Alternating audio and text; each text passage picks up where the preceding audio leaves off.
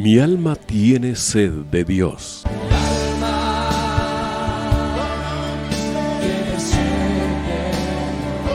Un espacio que reconforta, alienta y motiva a la luz de la palabra de Dios. Un espacio de clamor e intercesión por todos aquellos que hoy necesitan una palabra de aliento de parte del Dios Todopoderoso.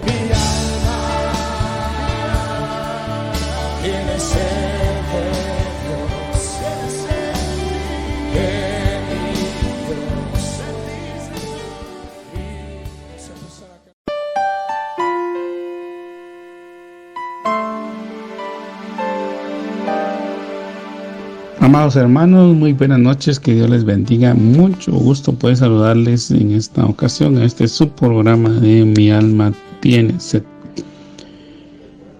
Que el Señor les bendiga abundantemente, que el Señor esté morando con ustedes y dándoles paz, bendición, y que el Señor siga multiplicando su presencia en ustedes y que siga cada día manifestando su poder, su gloria en medio de cualquier circunstancia que ustedes estén atravesando. Y bien, mis amados hermanos, en esta noche vamos a continuar con el estudio de la palabra. Quiero invitarles a que busquen su Biblia el capítulo número 19 del Evangelio de Lucas, capítulo número 19 del Evangelio de Lucas, verso 11. Estamos hablando del tema de la venida del Señor y hemos podido avanzar en el estudio de la palabra, haciendo algunas reflexiones, algunas meditaciones, viendo el contexto de algunos capítulos. Hemos revisado brevemente el Evangelio de Juan, capítulo 14. También hemos visto un poco del libro de los Hechos. Luego hemos visto algunas parábolas, algunas figuras en la escritura que nos hablan sobre el proyecto de la venida del Señor. Y le llamo así porque tiene varias fases, amado hermano. Hemos estado enfatizando que la venida del Señor se va a realizar por etapas, por fases o por ciclos, si usted me permite esas expresiones, que utilizo con el propósito de que usted abra su entendimiento y comprenda que la venida del Señor no va a ser un evento aislado o no va a ser un evento único, sino que está rodeado de muchos otros. Como le he comentado, amado hermano, también tendríamos que analizar los libros proféticos, el libro de Daniel, el libro de Apocalipsis, los capítulos concernientes en Ezequiel, en Isaías, en Jeremías, en los profetas menores como Sofonías, Amós, Miqueas, Zacarías, que son libros que también aportan o señalan mucho sobre los eventos que van a ocurrir al final de los tiempos, que es la época que nos ha tocado vivir. El final de los tiempos, amado hermano, no es una frase que nosotros estemos utilizando como una muleta, si usted me permite esa expresión, o como una situación que ocasione, amado hermano, que usted tenga miedo, tenga temor, tenga desesperanza. No, al contrario, amado hermano. Es una frase que resume en sí todos los eventos que van a acontecer. El final de los tiempos comenzó cuando el Señor Jesucristo murió. ¿Por qué? Porque al Él morir se están dando los eventos, o se desataron los eventos que hoy nosotros estamos viviendo. De acuerdo a la profecía bíblica, amado hermano, los eventos de la venida del Señor tienen que ver con fenómenos climáticos, fenómenos políticos, también eventos sociales. Se ha hablado de que también se habla de guerras, rumores de guerras, levantamientos, también problemas económicos, etc. Entonces todos esos eventos, amado hermano, señalan o hacen ver o afirman el cumplimiento de la profecía bíblica. El Señor Jesús va a regresar. Pero como le he mencionado, así como fue la primera venida que tuvo sus fases o tuvo sus grupos donde Él se manifestó, pues la segunda venida también tiene sus fases y tiene sus grupos. Y entonces a grandes rasgos hemos visto eso. No hemos podido profundizar mucho porque el Señor nos ha estado llevando de una forma ordenada y tal vez con señalamientos en algunos puntos para que nosotros los vayamos profundizando, amado. Y por ello yo le invito a que usted siempre tenga su Biblia, anote los pasajes. Usted puede repasar los temas que se han dado, puede buscarlos ahí en el canal de YouTube y revisarlos para que nosotros tengamos ya un contexto de lo que se está hablando. Y bien, para ir avanzando, amados hermanos, y volviendo a repasar o a enfatizar lo de las fases, le comento. En el capítulo 19 del Evangelio de Lucas, verso 11, leemos lo siguiente. Oyendo ellos estas cosas, prosiguió Jesús y dijo una parábola, por cuanto estaba cerca de Jerusalén y ellos pensaban que el reino de Dios se manifestaría inmediatamente. De esto ya hablé un poco el programa anterior, amado hermano, y le comentaba que es para la fiesta de la Pascua, y en la fiesta de la Pascua ocurrió la liberación del pueblo de Israel del cautiverio de Egipto, que fue el comienzo de los días para el pueblo de Israel, ¿verdad? Desde ahí ellos comienzan con una nueva etapa, con un nuevo periodo, con un nuevo tiempo. Y ellos esperaban que en la Pascua se manifestara la liberación de Dios, así como había ocurrido en el libro de Éxodo. Como mencionaba en el programa anterior, y lo vuelvo a hacer ahora, tal vez lo que ellos no se recordaban es que previo a que hubiera esa liberación del cautiverio, el cordero tenía que ser sacrificado. Esa era parte de la instrucción que estaba dada por Dios mismo en el capítulo 11 del libro de Éxodo y parte del capítulo 12 del libro de Éxodo. Había que tener un cordero dispuesto y ese tenía que ser sacrificado, y la sangre de ese cordero tenía que ser puesta en los dinteles de la puerta para que el destructor no entrara y sirviera de señal para aquellos que iban a ser salvos. Obviamente, amado hermano, la narrativa del capítulo 12 de Éxodo pues está en una línea larga porque ocurrieron los eventos instantáneamente, pero cuando el Señor hace referencia a esta liberación, ya para la segunda venida, iba a tomar etapas, iba a tomar periodos, iba a tomar tiempos, que es lo que muchas veces nosotros no discernimos en la enseñanza bíblica. Y eso es lo que quisiera yo esta noche, con la ayuda del Señor, podérselo transmitir y sembrar en el corazón para que todos estemos en la misma sintonía. Por lo menos afirmamos nuestra fe, y como le he pedido yo al Señor, que aquello que sea de utilidad usted lo retenga y lo pueda estudiar y profundizar, porque gracias a Dios todos tenemos acceso ahora a herramientas bíblicas para estudio de la palabra. Y todo aquello que no le funcione, amado hermano, usted tiene la libertad de desecharlo, ¿verdad? Tiene la libertad de hacerlo a un lado y tomar solamente aquello que le vaya a funcionar. Y bueno, la escritura nos dice acá, continuando, pues que ellos estaban con esa expectativa de que Jesús fuera a ejercer esa liberación del cautiverio del imperio romano en ese momento, pero el Señor no lo va a hacer de esa forma.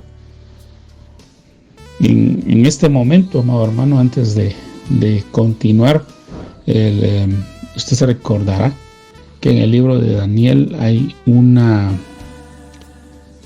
capítulo que habla sobre un sueño, sobre una visión que tuvo Nabucodonosor, el rey de ese tiempo, y él soñó una estatua. Bueno, la estatua está ahí de pie, pero en la parte final dice que de pronto una piedra que no fue tomada por mano de hombre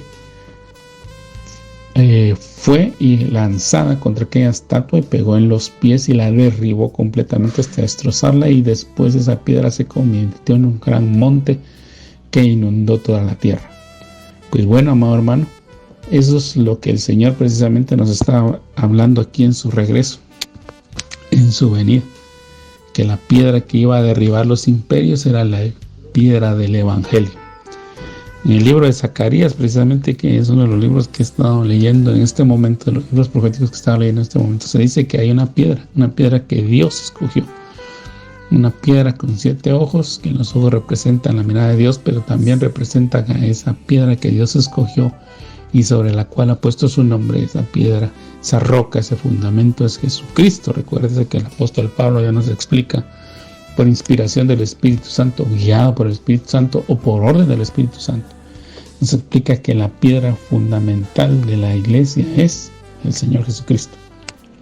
El Señor Jesús, la salvación que ha hecho el Mesías y sobre la cual se edifica, se construye todo el edificio.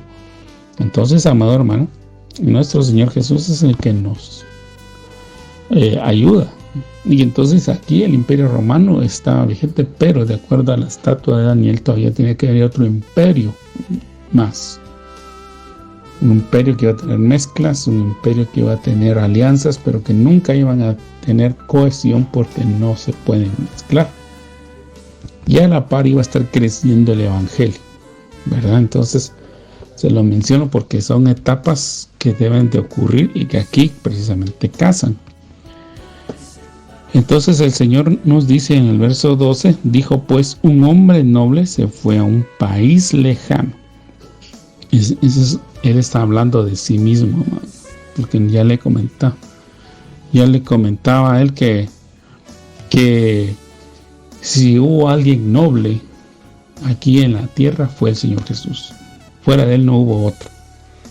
Él mostró su nobleza, amado hermano, no solo en cuanto a la paciencia y amor que nos ha mostrado, sino en cuanto al sometimiento de su voluntad al Padre. Fue noble porque a pesar de él conocer su origen, que era un origen celestial, no era un origen terrenal, de él conocer que venía del Padre, que no era de esta tierra, que él estaba con Dios en gloria, con el Padre, donde no le hacía falta nada, vino a este mundo, a esta tierra, a pasar hambres, a pasar persecución, a pasar críticas, a pasar insultos, a pasar menosprecios, hasta que muchas veces las personas lo trataran irrespetuosamente, amado hermano, y de una forma inclusive a veces hasta violenta.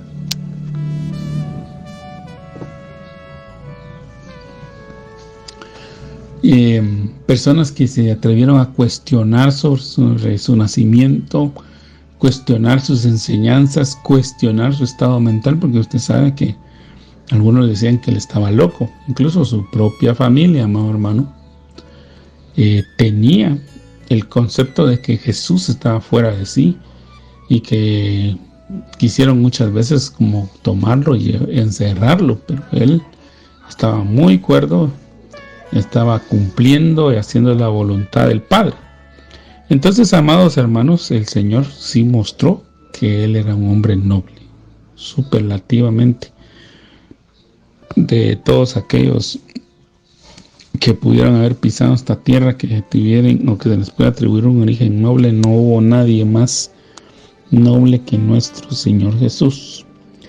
Y entonces, amado hermano, él dice aquí, se fue a un país lejano para recibir un reino y volver.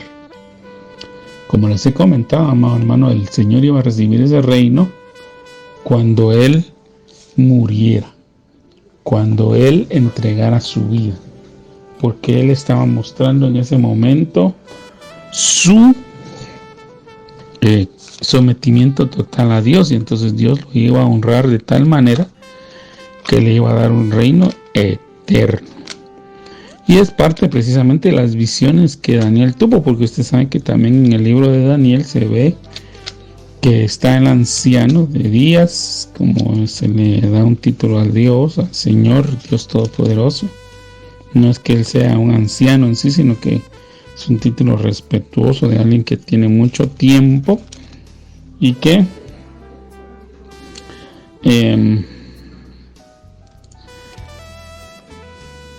pues se merece toda la honra y todo el respeto, y se le da ese título honorífico. No es un título menospreciativo que indica vejez, no, sino que cuando se habla de anciano de días es un título honorífico, amado hermano.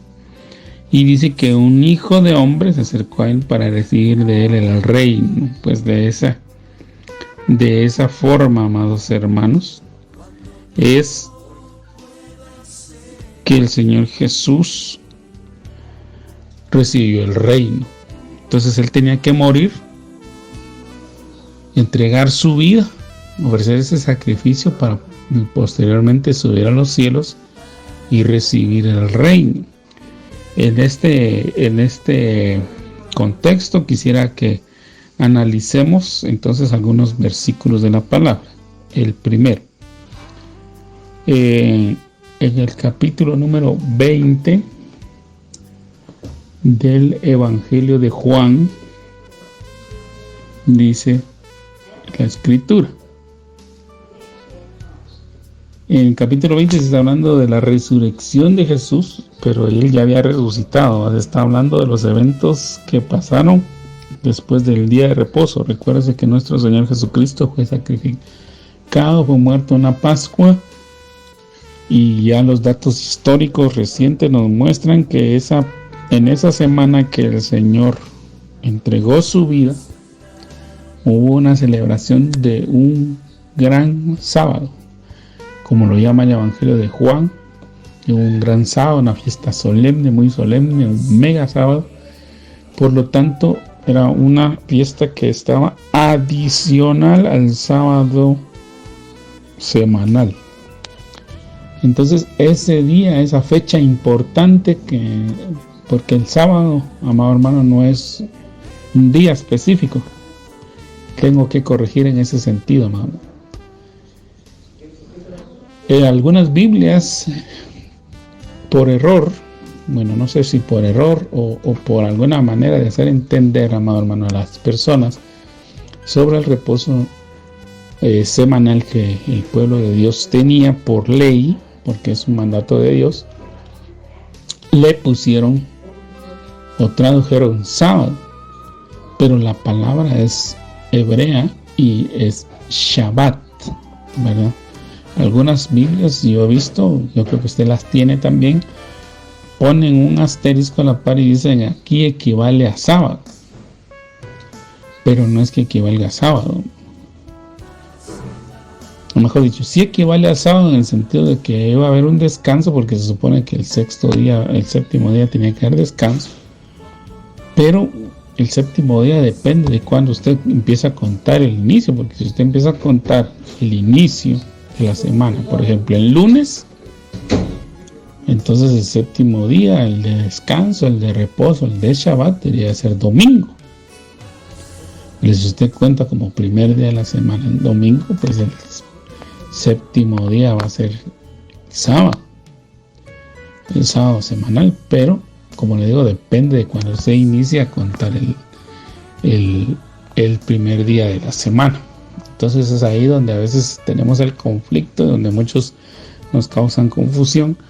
Pero lo que sí había en celebración en esa fecha específica, cuando el Señor Jesús murió, es el Shabbat.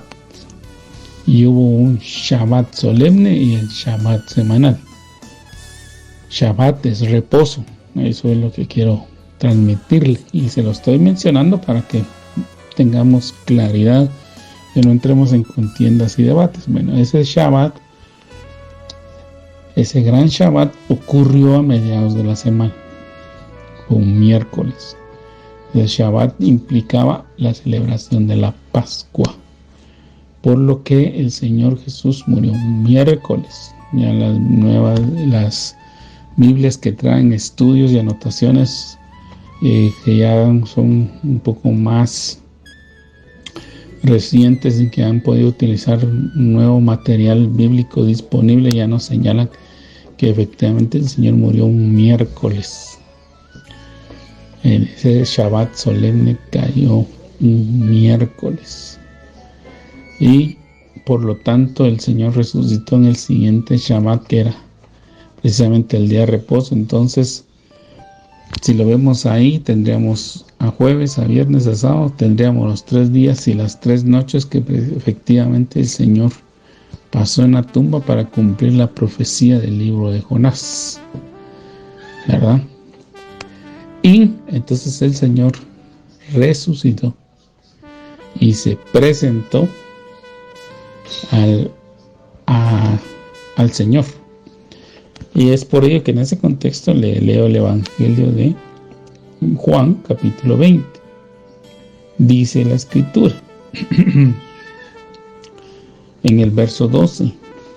Y las mujeres fueron a tratar de darle honras a Jesús, porque ustedes saben que como por la prisa de que ya estaban cerca del día de iniciar el día de reposo, que empieza en la noche, en la tarde noche del otro día, del día, porque recordemos que el pueblo de Israel sigue, amado hermano, el método para contar el día, como lo estableció Dios en el capítulo 1 de Génesis, cuando Él ya diseñó que estaba el sol y la luna como los astros iban a ser para regir el tiempo o las estaciones en la tierra.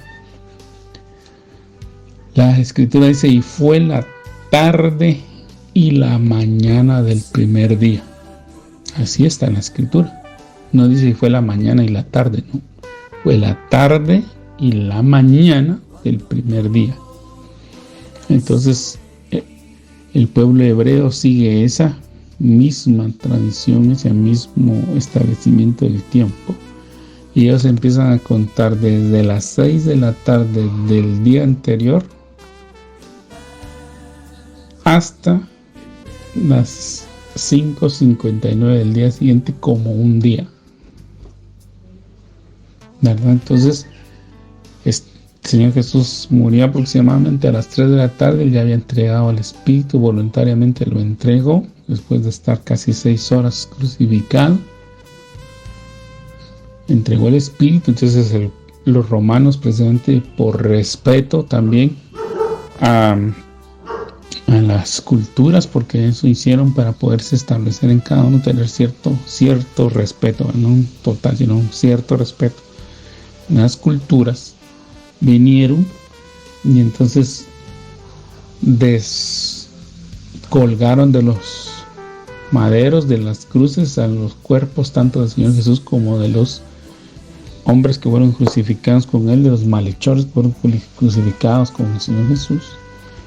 Y José de Arimatea pidió el cuerpo para poderlo honrar brevemente, lo envolvió en una tumba, en una manta, rápidamente, y lo colocó en la tumba que él le donó al Señor, porque quería honrarlo de alguna manera, pero no se le pudieron dar las honras fúnebres que los judíos acostumbraban, es limpiar el cuerpo, untarlo con aceite, echarle especias y envolverlo. No pudieron hacer todo eso, sino que lo envolvieron así lo más pronto que pudieron y lo pusieron en una tumba y regresaron a sus hogares para poder estar en la fiesta solemne, en ese Shabbat solemne. Entonces estuvieron inactivos no tenían que hacerlo antes de las 6 de la tarde, a las 6 de la tarde tenían que estar en sus hogares. Pasó ese día completo. El siguiente día pues ya tenía la preparación para el otro Shabbat. Entonces obviamente el viernes solo pudieron hacer algunas gestiones, volvieron a descansar, y cuando ya querían irle a prestar las honras al Señor, llegan y se encuentran con la novedad que la tumba, el lugar donde había sido puesto el Señor Jesús, la roca que habían puesto, no estaba en su lugar. Entonces dice aquí que el Señor ya no estaba. De hecho, los primeros versos ahí se narra que incluso fueron a avisarle a los discípulos corriendo y le dijeron que estaba quitada la piedra del sepulcro. Llegó Juan, llegó Pedro, entraron a ver y no estaba el cuerpo del Señor, porque él había resucitado. Eso es lo que ellos no comprendían y pensaban que se habían llevado el cuerpo. Bueno, entonces dice aquí en el verso 11 del capítulo 20 del Evangelio de Juan, que es donde estamos ahora, dice: pero María estaba afuera llorando junto al sepulcro, y mientras lloraba se inclinó para mirar dentro del sepulcro y vio a 2 ángeles con vestiduras blancas que estaban sentados, uno en la cabecera y otro a los pies donde el cuerpo de Jesús había sido puesto. ¿Verdad?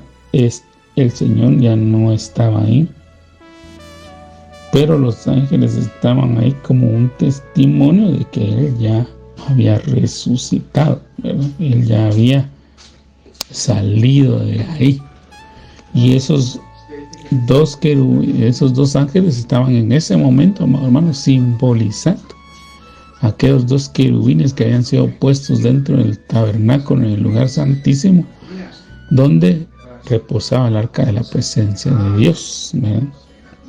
Estaba sirviendo testimonio para señalar que aquel que había estado ahí es la manifestación de Dios y que había resucitado. Entonces los ángeles le dijeron a María: mujer, ¿por qué lloras? Y les dijo: porque se han llevado a mi Señor y no sé dónde lo han puesto. Entonces, cuando había dicho esto, se volvió y vio a Jesús que estaba allí, mas no sabía que era Jesús. Jesús le dijo: mujer, ¿por qué lloras? ¿A quién buscas? Ella, pensando que era el hortelano, le dijo: Señor, si tú te lo has llevado, dime dónde lo has puesto y yo lo llevaré. Jesús le dijo: María. Volviéndose a ella, le dijo: Raboni, que quiere decir maestro. Jesús le dijo: no me toques, porque aún no he subido a mi Padre, mas ve a mis hermanos y diles: subo a mi Padre y a vuestro Padre, a mi Dios y a vuestro Dios. Entonces, amado hermano, él ya había resucitado y tenía que ir al Padre a presentar el sacrificio y recibir de él la autoridad, recibir el reino, recibir la bendición, recibir aquello por lo cual él había muerto. Entonces él fue y subió al Padre. Entonces dice la Escritura: fue entonces María para dar a los discípulos las nuevas que había visto al Señor y que él había dicho estas cosas. Cuando llegó la noche, dice el verso 19, de aquel mismo día, el primero de la semana, estando las puertas cerradas en el lugar donde los discípulos estaban reunidos por miedo a los judíos, vino Jesús y puesto en medio de ellos les dijo: paz a vosotros, shalom a vosotros. Y esa era la frase que el sumo sacerdote utilizaba para indicar que el sacrificio había sido acepto y que el Señor, Dios Todopoderoso, otorgaba el perdón. Y cuando les hubo dicho esto, les mostró las manos en el costado, y los discípulos se regocijaron viendo al Señor.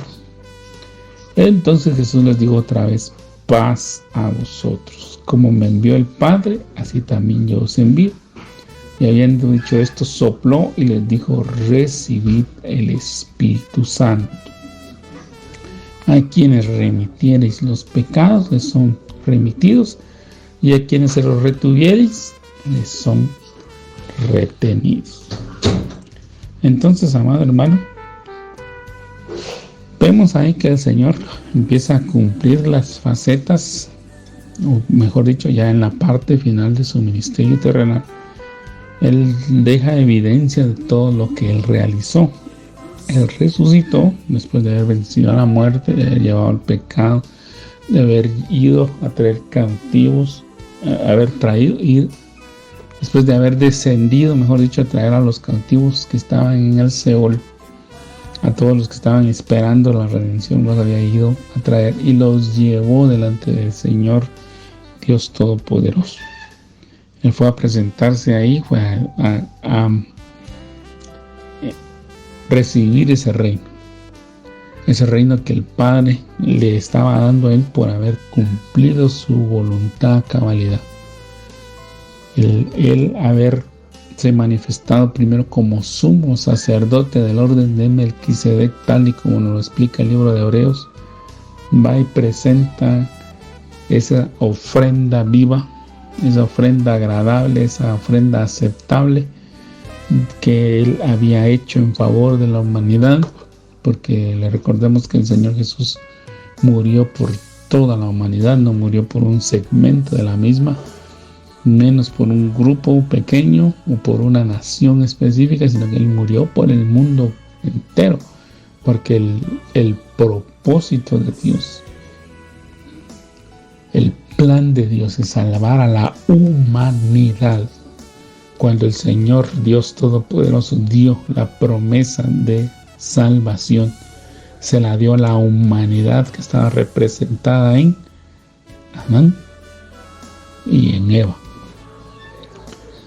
Y Adán y Eva no se puede aducir que eran israelitas o que eran hebreos, bajo ningún punto de vista. Porque cuando ellos fueron creados no existían las naciones, ni las razas, ni las etnias. El Señor había creado a una mujer que representan a la humanidad completa, y la promesa le fue dada a la humanidad. Y el Señor ratificó su pacto, sí, si bien es cierto, ratificó su pacto. Posteriormente se lo ratificó a Noé cuando estuvo el diluvio, luego escogió a Abraham, pero el propósito de Dios era salvar a la humanidad. Jesús vino a salvar a la humanidad. Entonces el Señor se presentó como ese sacrificio agradable, como haciendo el oficio del sacerdote Melquisedec, a rociar su sangre delante de la presencia del Padre. El Padre aceptó el sacrificio, por eso es que Él desciende después, ya con autoridad, dice Shalom, le dice a los discípulos Shalom. El Padre aceptó el sacrificio, los pecados son perdonados. Entonces viene y da una serie de instrucciones a los discípulos, ya se los he mencionado. El libro de los Hechos dice que Él estuvo 40 días posteriores a su resurrección aquí entre nosotros, todavía Él, después de haber resucitado, dando muestras irrefutables de que efectivamente Él estaba vivo. Él no se había quedado en la tumba como mucha gente piensa, ¿verdad? Que mucha gente sí realza la muerte del Señor, pero ahí lo deja como un Dios muerto, y nuestro Dios no está muerto, nuestro Dios está vivo y tiene control de todas las cosas. Entonces Jesús sí murió, efectivamente murió, amado. Pero como dice el apóstol Pablo en la carta a los Corintios, dice, si Jesús no hubiera resucitado, vana sería nuestra fe y nosotros estaríamos haciendo un mentiroso a Dios.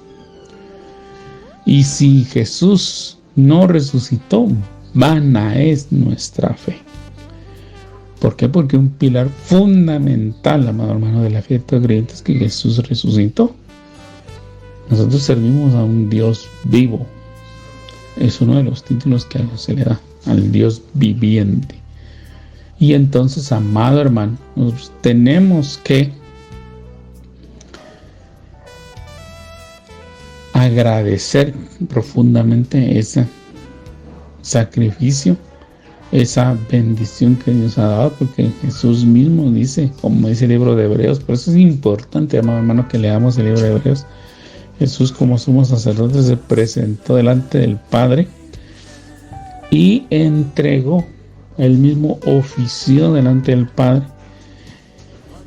la presentación de la ofrenda, de aquel sacrificio aceptable y agradable a Dios, por medio del cual la humanidad había sido salva. Entonces, amado hermano, nosotros debemos de entender que Jesús murió. Cuando murió, Él fue a traer a todos los cautivos que estaban en el Seol, a todos los que han creído, porque el paraíso, el cielo, amado hermano, se había inaugurado, no estaba abierto para recibir a nadie hasta que Jesús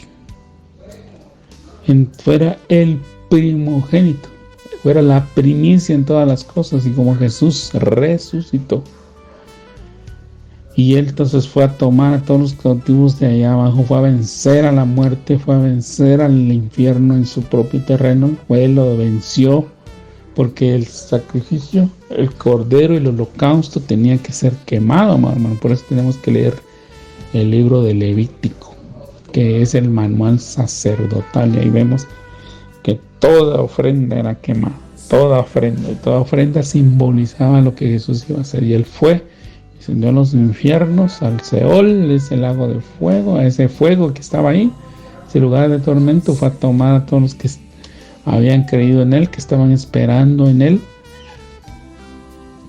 y los llevó al cielo, junto con el desfile triunfal de haber tomado cautiva a la cautividad, como dice el libro de Colosenses. Subió a los cielos, se presentó al Padre, le entregó el sacrificio, el Padre lo aceptó, el Padre le otorgó el reino.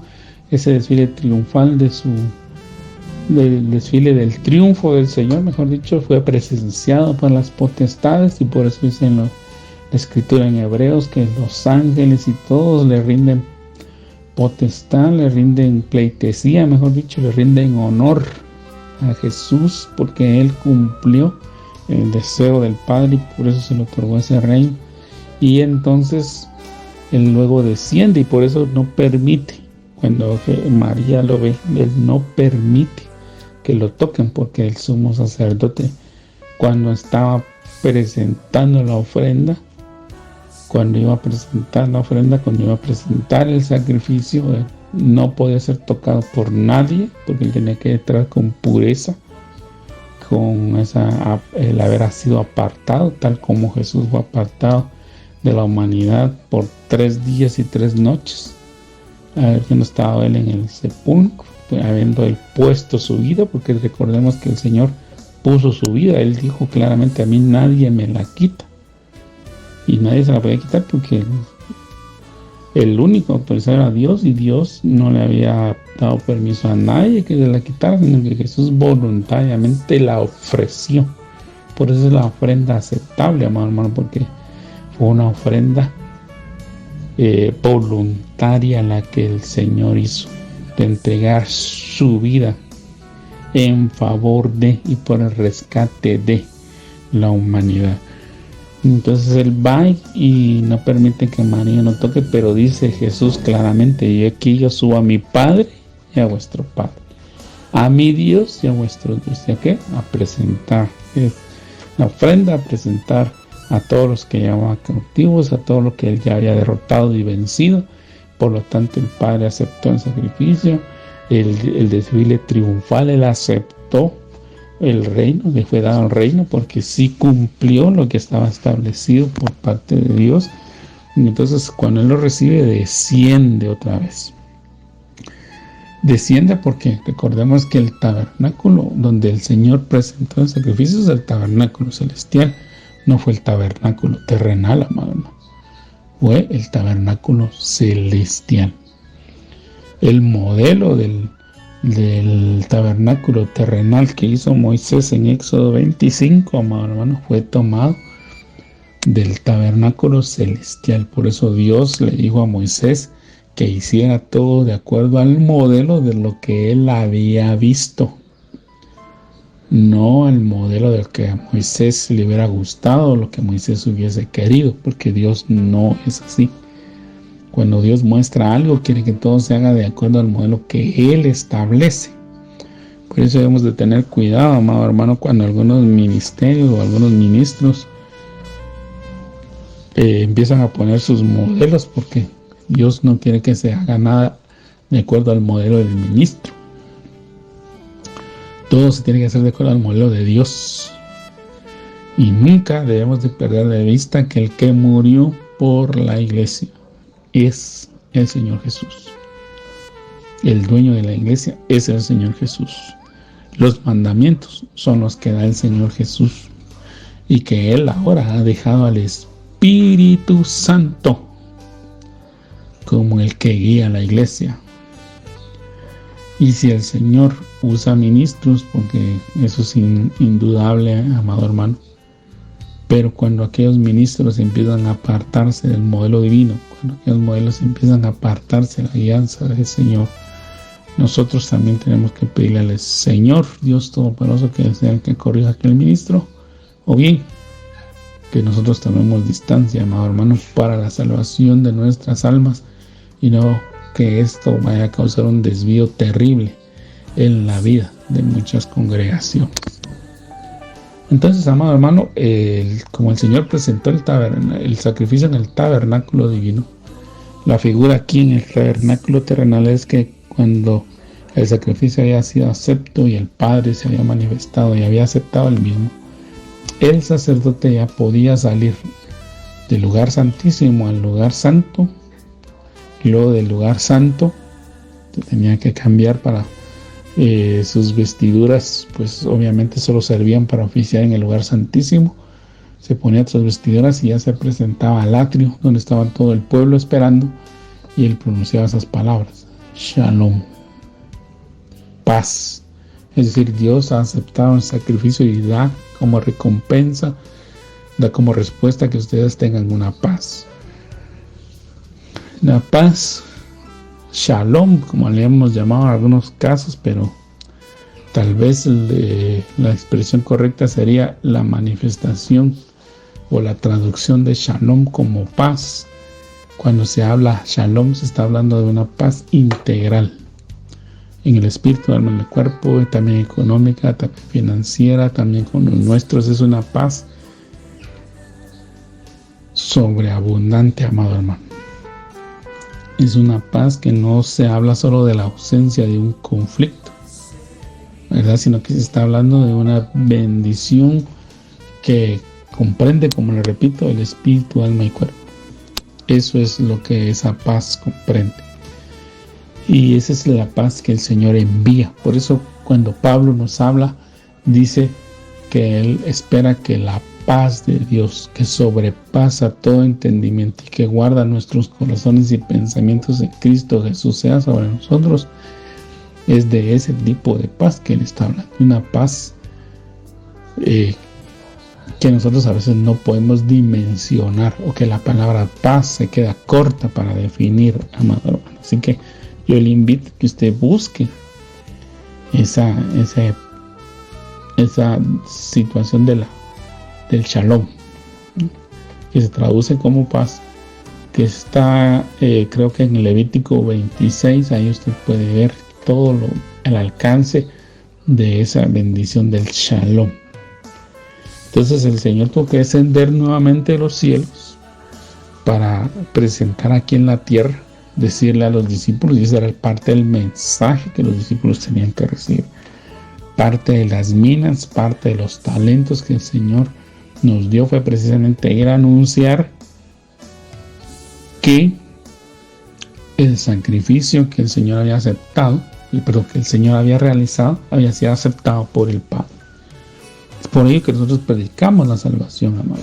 Por eso, ahora que acá me acompaña otro pasaje de la Escritura en el Evangelio de Mateo, capítulo número 28, en el verso número 18, dice: Jesús se acercó y les habló a los discípulos. A los discípulos yo se lo estoy agregando para que usted sepa quién les está hablando, diciendo: toda potestad me es dada en el cielo y en la tierra. Por tanto, id y haced discípulos a todas las naciones, bautizándolos en el nombre del Padre, del Hijo y del Espíritu Santo, y enseñándoles que guarden todas las cosas que os he mandado, y yo estoy con vosotros todos los días hasta el fin del mundo.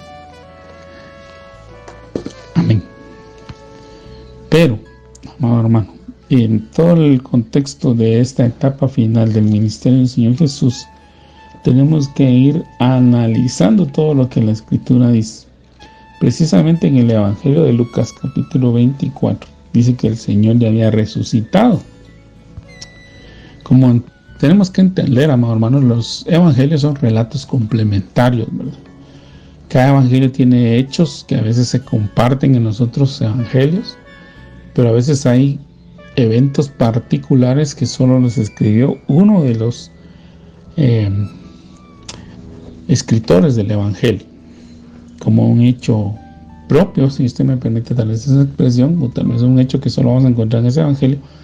Pero si nosotros somos estudiosos y el Señor, pedimos al Espíritu Santo toda la guianza, vamos a entender que son complementarios, ¿verdad? Hay ínteris, hay paréntesis.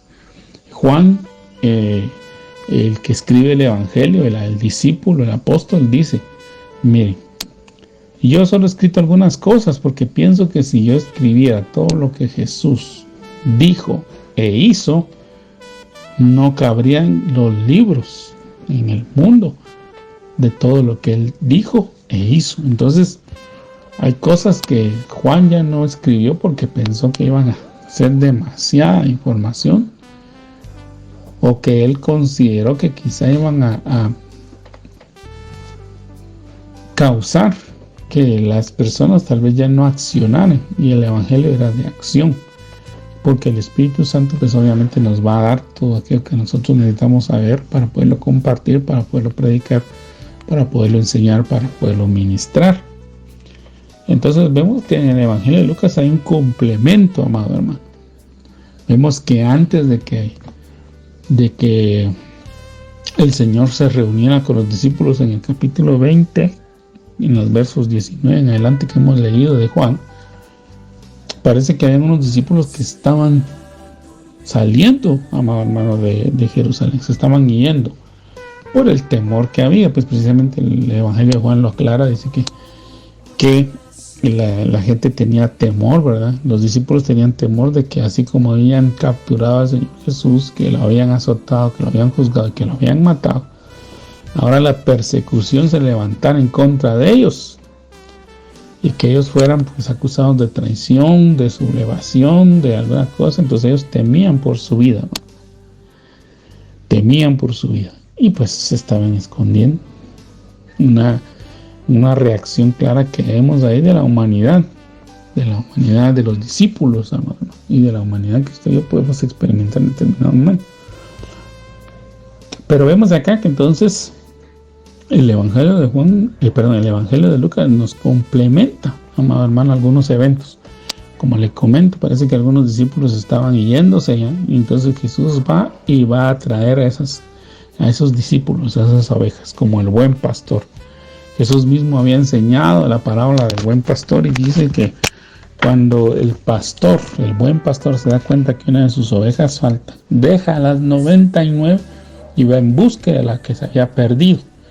Pues Jesús se aplica ese principio, mamá. Jesús es obediente a las enseñanzas que él da, si no, pues no tendría autoridad, pero él cumple lo que dice, enseña. Y entonces aquí en el evangelio de Lucas capítulo 24 se nos muestra que iban dos discípulos. Dos discípulos, no se identifica quiénes, pero que iban decepcionados y que iban hacia Maús, hacia la tristeza, hacia la depresión, que eso es una de las acepciones de la traducción del nombre de Maús.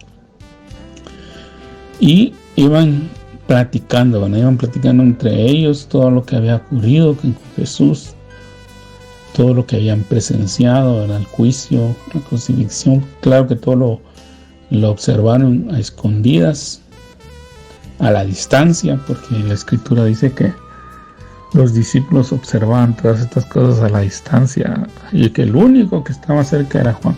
Él era el único que estaba con Jesús a los pies de la cruz, al pie de la cruz, mejor dicho, cuando el Señor Jesús estaba crucificado. El único que estaba ahí era Juan, con su mamá, de algunas de las mujeres que habían creído en él, pero de los apóstoles, de aquellos que habían andado con él durante 3 años, día y noche, viendo sus enseñanzas, sus milagros, no había nadie más. Estos estaban a la distancia. Entonces estos discípulos estaban conversando entre ellos, seguramente tristes, decepcionados, ¿no? Y dice la escritura que en el verso 15 sucedió que mientras hablaban y discutían entre sí, fíjense que hasta discutían, hermano, quiere decir que iban alegándose ahí algunas cosas, Jesús mismo se acercó y caminaba con ellos, mas los ojos de ellos estaban velados para que no lo reconociesen. ¿Cómo estaban velados? Pues obviamente la tristeza no les permitía ver que el que estaba a la par de ellos era Jesús. Era tanta la amargura, la frustración, el enojo, la cólera, la decepción que sentían, que no se percataron que Jesús estaba ahí. Y entonces dice en el verso 17, y les dijo: ¿qué pláticas son estas que tenéis entre vosotros mientras camináis, y por qué estáis tristes? Respondiendo uno de ellos, que se llamaba Cleofas, le dijo: ¿eres tú el único forastero en Jerusalén que no ha sabido las cosas que en ella han acontecido en estos días? Entonces él les dijo: ¿qué cosas? Y ellos le respondieron: de Jesús Nazareno, que fue, como hablan en pasado, fue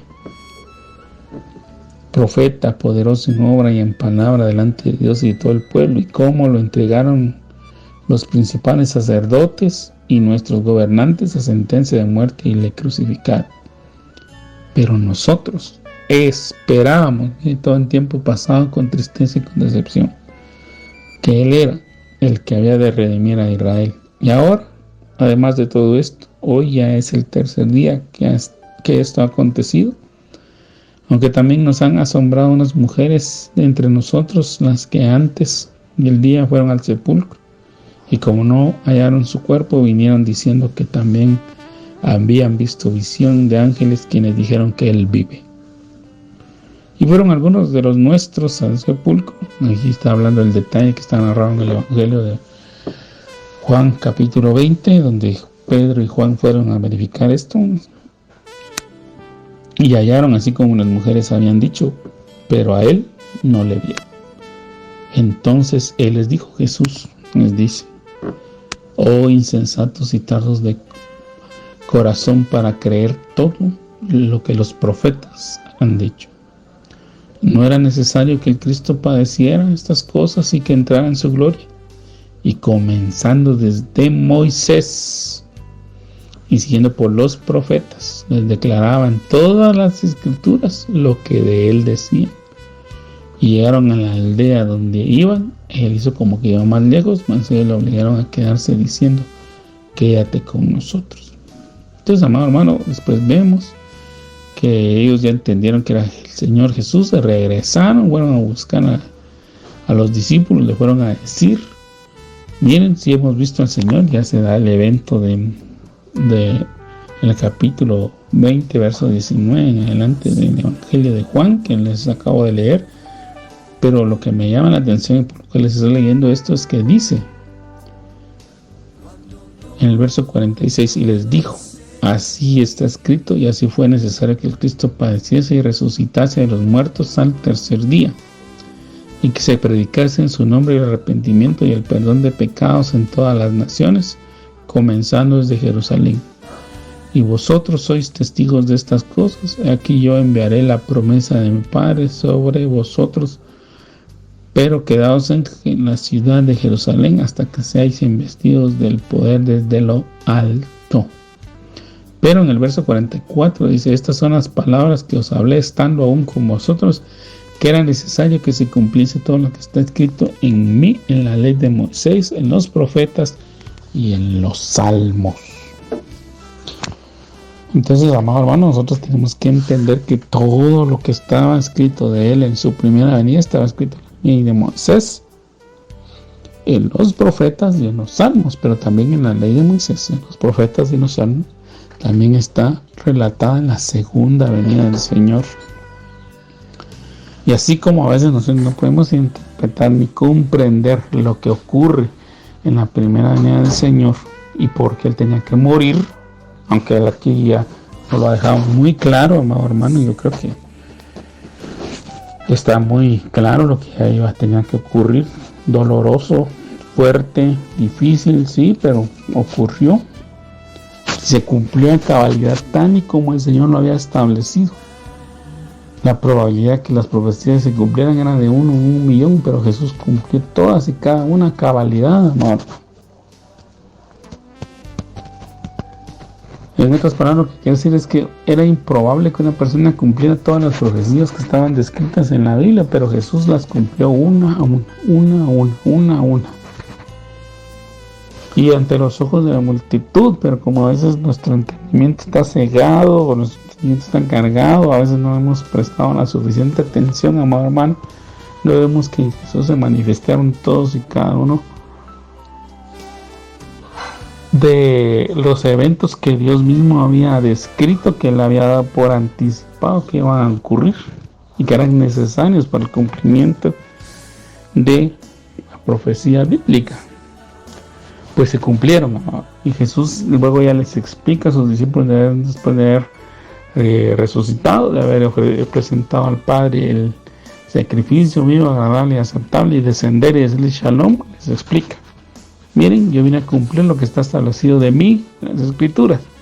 Y ahora ustedes, yo los comisiono porque yo recibo toda potestad y toda autoridad. Yo ya recibí el reino, que es lo que les estoy narrando en el Evangelio de Lucas, capítulo 19. Y sabemos que los conciudadanos le aborrecían. Los israelitas lo llegaron a aborrecer porque le llamaron hijo de fornicación, porque le dijeron que toda la gente que no obedecía la ley estaba maldita, que la gente que oía a Jesús era una gente ignorante. Y usted no puede ver todos esos detalles, están en los evangelios, amado hermano.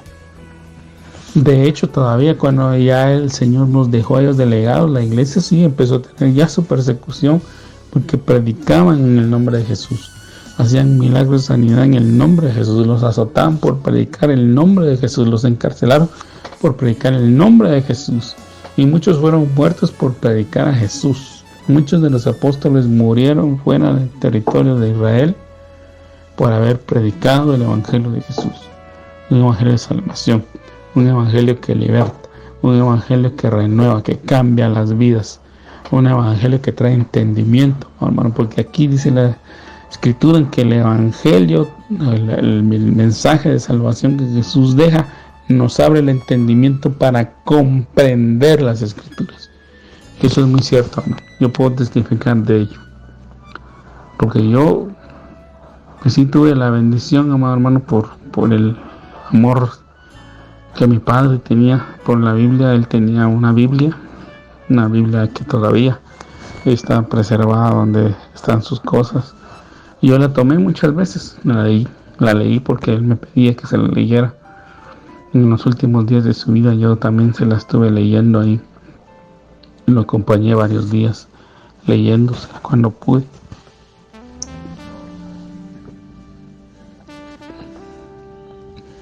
Pero muchas de las cosas que ahí estaban yo no las entendía, amado hermano. No las comprendía. La leía él y no las comprendía, no se las podía explicar. No le podía administrar porque no tenía esa capacidad, ese entendimiento aún. Pero cuando el Señor Jesús tuvo misericordia de mí y me permitió, me encontró como esa oveja perdida, me salvó, me rescató, me abrió el entendimiento, amado. Y yo ahora leo la palabra del Señor y veo cosas que antes no veía. Y le puedo compartir algunas de ustedes. Ustedes, mi amado hermano, se las puedo compartir porque Dios ha sido bueno, porque me abrió el entendimiento, pero antes no podía. Y así hay mucha gente que tal vez sí tiene una Biblia en su casa, porque en esta época tenemos esa bendición de que la Biblia puede llegar a todas partes, amor, y que tenemos la bendición de poder evangelizar, para hacer una obra de misericordia, proporcionándole una a las personas, pero no lo entiendo. Y no lo entiendo porque si no aceptamos al Señor Jesús como Señor y Salvador y no permitimos que Él obre en nosotros y nos abra el entendimiento, nunca vamos a comprender las Escrituras, hermano. Y hoy necesitamos ese entendimiento precisamente para poder comprender y meditar sobre la otra venida del Señor, que también tiene sus fases, que también tiene sus cumplimientos, amado hermano.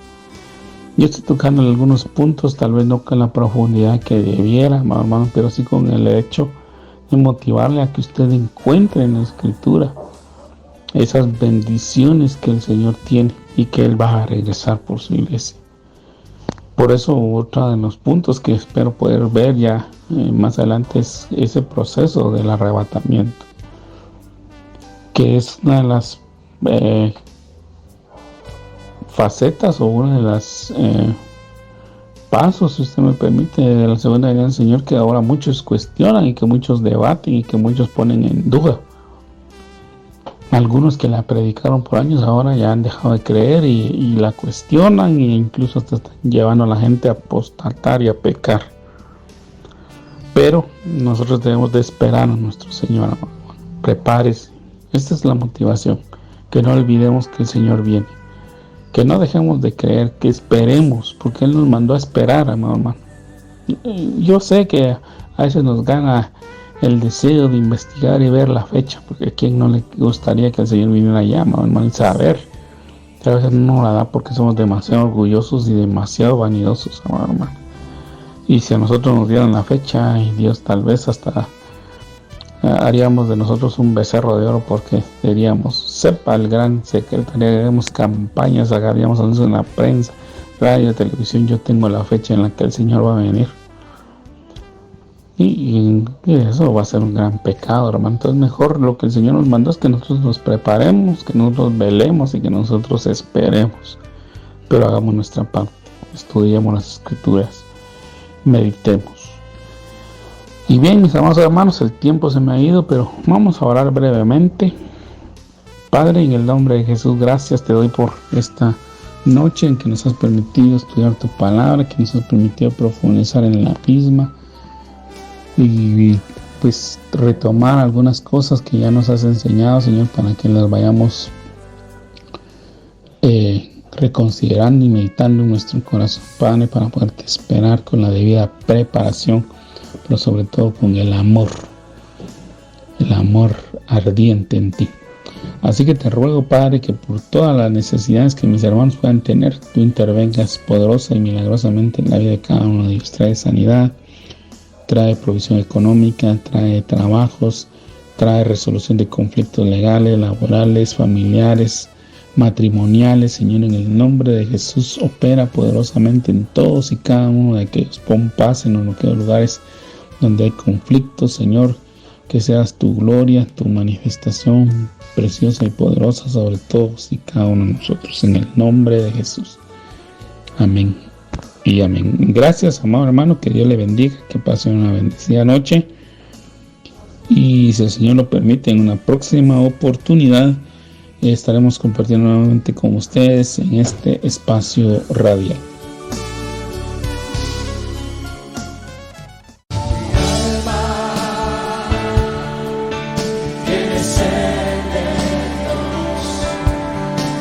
Hemos presentado Mi alma tiene sed de Dios.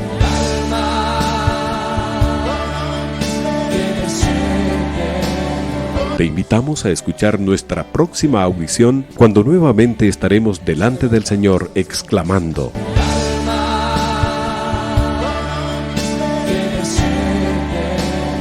Mi alma tiene sed de Dios. No te lo pierdas.